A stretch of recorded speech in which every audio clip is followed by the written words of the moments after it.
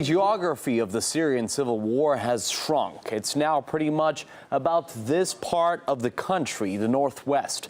Basically here in and around Idlib is where you'll find all the armed rebel groups, the ones still putting up a real fight. No wonder getting hold of this area would be the ultimate success for Damascus. It's 5 days after multiple airstrikes hit this once quiet neighborhood in Idlib province, killing dozens of people, shattering whatever illusion of safety that may have existed. You listen to this CNN piece and get the impression Idlib province had been a peaceful oasis till showered by those bombs. How about telling the viewers about the dicey melting pot it actually is? The Syrian army has been on a mission to win back land. Those rebels, or even internationally recognized terrorists who stood in their way, were given two options: take out the white flag or get a one-way ticket to Idlib. No kidding. Some were moved there on buses, and that's when the real mess began. Instead of teaming up, various groups in Idlib went to war with each other. And let's not forget some of the mightiest organizations running the show there. Moderates, huh?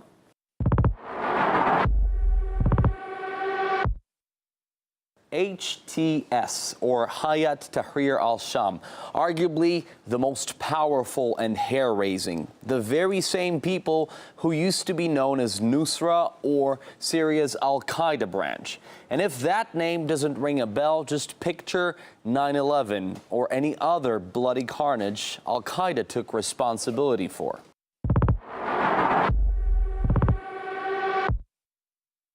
This is quite a trio, too. Those who've heard of Noor al-Din al-Zenki will likely associate them with the beheading of a Palestinian boy on camera. They've also been blamed for torturing journalists and aid workers. Jaish al-Islam paraded caged hostages through the Damascus suburbs they once controlled, only to use them as human shields later. This group, along with Ahrar al-Sham, was firmly on John Kerry's terrorist list when he was in charge of the State Department. We've seen pictures and we've heard testimony of shocking crimes committed by al-Qaeda, by Boko Haram, by Jaish al-Islam, by Ahrar al-Sham, by al-Shabaab. It seems even London, a staunch ally of some rebel groups, has lost patience. Britain won't send any more cash to fighters in Idlib.